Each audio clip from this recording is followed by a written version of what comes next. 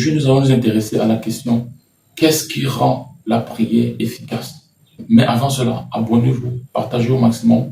Je vous reviens dans quelques instants.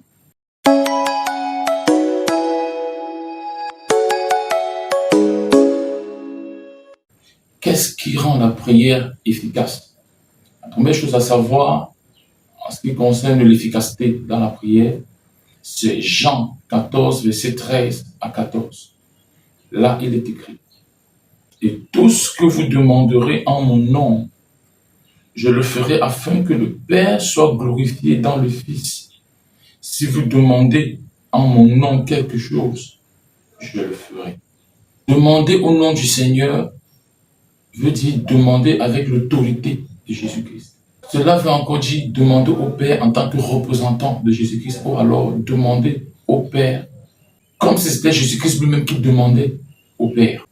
En d'autres termes, Jésus-Christ est en train de dire à ses disciples que si vous reconnaissez que tel je suis, ainsi vous l'êtes dans ce monde, et que mon autorité est désormais votre autorité, alors tout ce que vous demanderez au Père, ce serait comme si c'est moi qui le demandais au Père et la chose sera faite.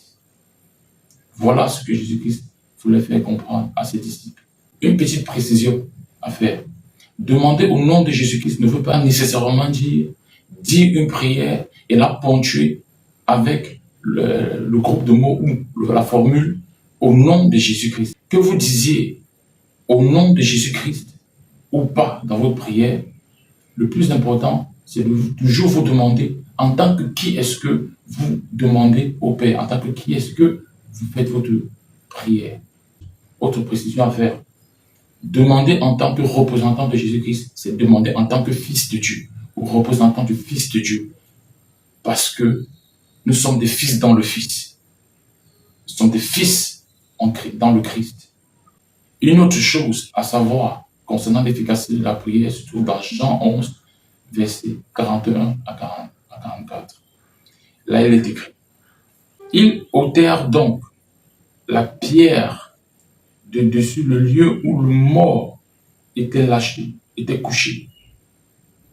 Et Jésus, levant les yeux au ciel, dit: Père, je te rends grâce de ce que tu m'as entendu. Or, moi, je savais que tu m'entends toujours, mais je l'ai dit à cause de la foule qui est autour de moi, afin qu'elle croie que tu m'as envoyé. Et ayant dit ces choses, il cria d'une grande voix: Lazare, sort! Et le mort sortit, ayant les mains et les pieds liés de bandes et son visage était enveloppé d'un mouchoir.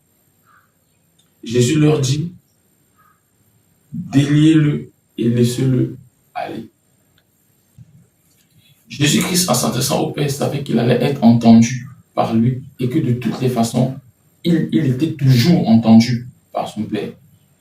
En cela, il avait l'assurance que tout ce qu'il demandera à son Père le ferait. Résultat de course, il a dit un mot et la chose s'est accomplie.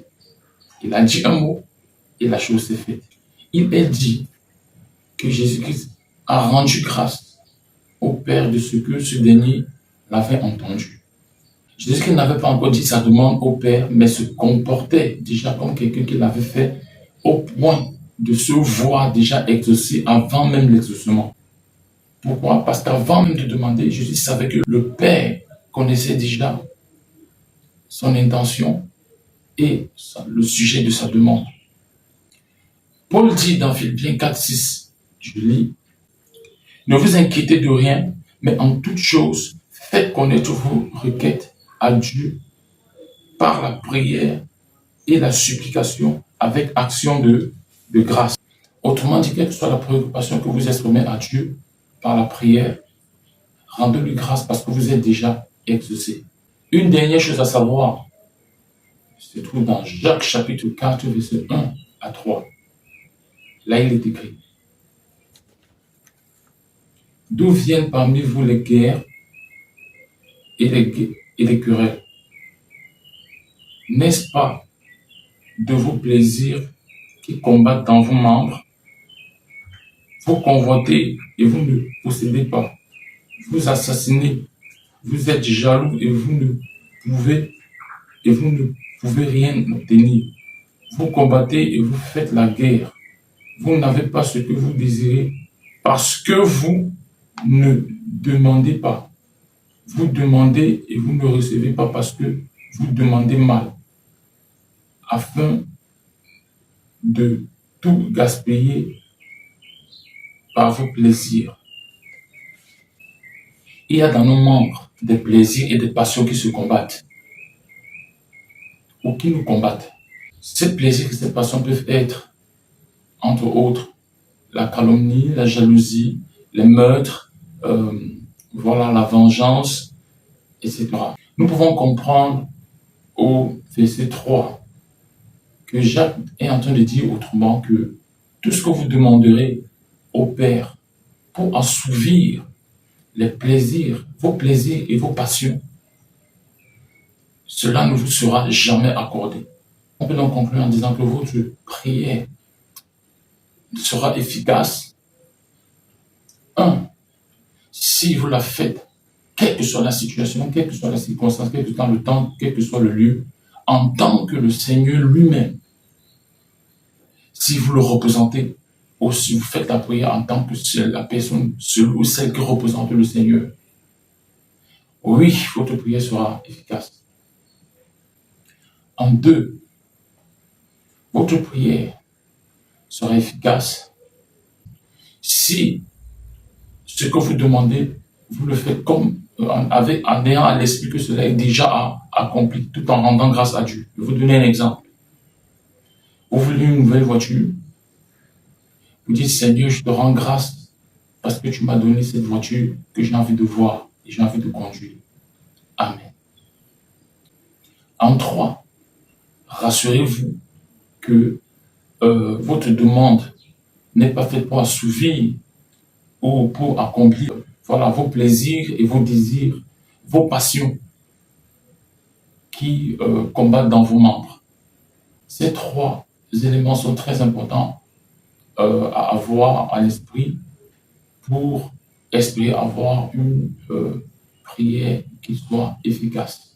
Voilà, c'est terminé pour aujourd'hui. Si vous avez aimé, faites-moi savoir au niveau des commentaires. N'hésitez pas à partager cette vidéo au maximum pour que d'autres comme vous puissent également en profiter. N'oubliez pas de vous abonner à la chaîne et de cliquer sur la cloche de notification pour être toujours et tout le temps au courant des activités de notre chaîne.